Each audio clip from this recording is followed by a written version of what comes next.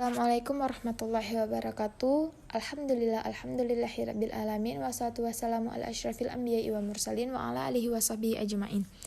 Puji beserta syukur kita atas kehadiran Allah Subhanahu wa taala yang telah memberikan kita nikmat iman dan ihsan sehingga kita dapat berkumpul di kelas yang berbahagia ini.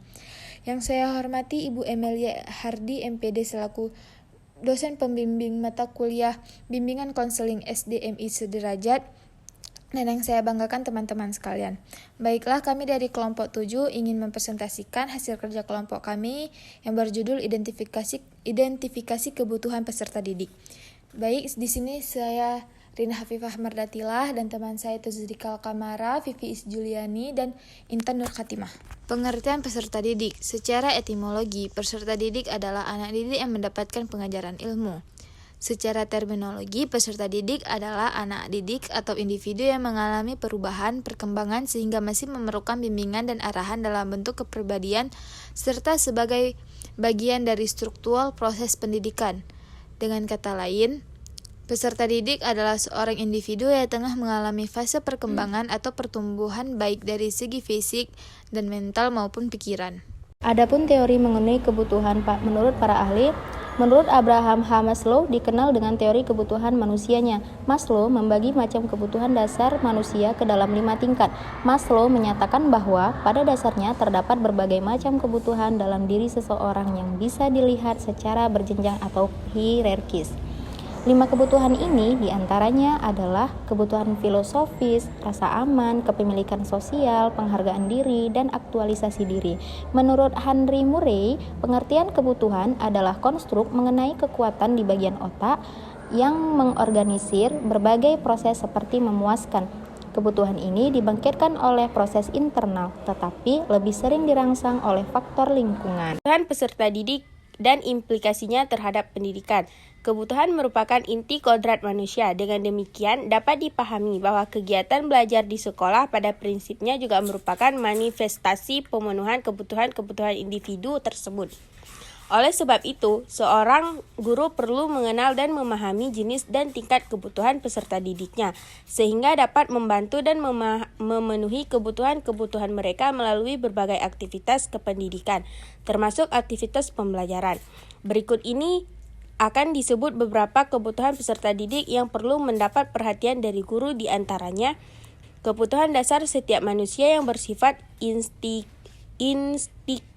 dan tidak dipengaruhi oleh lingkungan dan pendidikan.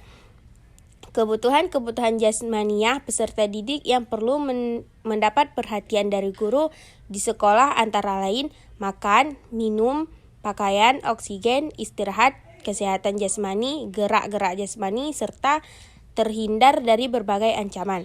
Apabila kebutuhan-kebutuhan jasmani ini tidak terpenuhi, di samping dapat mempengaruhi pembentukan pribadi dan perkembangan psikososial peserta didik juga akan sangat berpengaruh terhadap proses belajar mengajar di sekolah.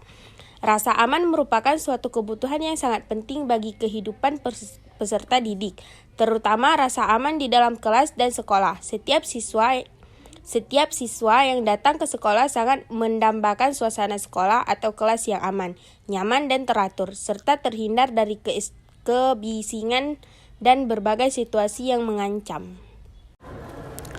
Kemudian ada yang namanya kebutuhan akan kasih sayang. Semua peserta didik sangat membutuhkan kasih sayang, baik dari orang tua, guru, teman-teman sekolah, dan dari orang-orang yang berada di sekitarnya.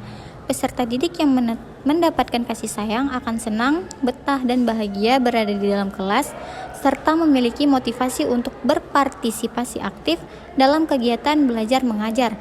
Oleh sebab itu, untuk menumbuhkan rasa berharga di kalangan peserta didik, guru dituntut untuk yang pertama menghargai anak sebagai pribadi yang utuh, yang kedua menghargai pendapat dan pilihan siswa, yang ketiga menerima kondisi siswa, yang keempat dalam proses pembelajaran, guru harus menunjukkan kemampuan secara maksimal dan penuh percaya diri di hadapan peserta didiknya.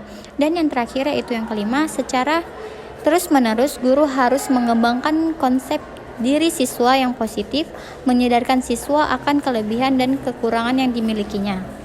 Selanjutnya ada yang namanya kebutuhan akan rasa bebas. Peserta didik juga memiliki kebutuhan untuk merasa bebas, terhindar dari lingkungan dan ikatan-ikatan tertentu yang tidak baik. Peserta didik yang merasa tidak bebas mengungkapkan apa yang terasa dalam hatinya atau tidak bebas melakukan apa yang diinginkannya, akan mengalami frustasi, merasa tertekan, konflik, dan sebagainya. Oleh sebab itu, guru harus memberikan kebebasan kepada peserta didik dalam batas-batas kewajaran dan tidak membahayakan. Mereka harus diberi kesempatan dan bantuan secara memadai untuk mendapatkan kebebasan. Kemudian ada kebutuhan akan rasa sukses. Peserta didik menginginkan agar setiap usaha yang dilakukannya di sekolah, terutama dalam bidang akademi, berhasil dengan baik. Peserta didik akan merasa senang dan puas apabila pekerjaan yang dilakukannya berhasil, dan merasa kecewa apabila tidak berhasil. Ini menunjukkan bahwa rasa sukses merupakan salah satu kebutuhan pokok bagi peserta didik. Untuk itu, guru harus mendorong para peserta didiknya untuk mencapai keberhasilan dan prestasi yang tinggi, serta memberikan penghargaan atas prestasi yang mereka capai, betapapun kecilnya, baik berupa ungkapan verbal maupun ungkapan nonverbal. Penghargaan yang tulus dari seseorang guru akan menumbuhkan perasaan sukses dalam diri siswa, serta dapat mengembangkan sikap dan motivasi yang tinggi untuk terus berjuang mencapai kesuksesan tersebut. Baiklah, sekian presentasi dari kelompok kami. Mohon maaf bila ada salah kata dan kekurangan. Wabillahi taufiq wal hidayah. Assalamualaikum warahmatullahi wabarakatuh.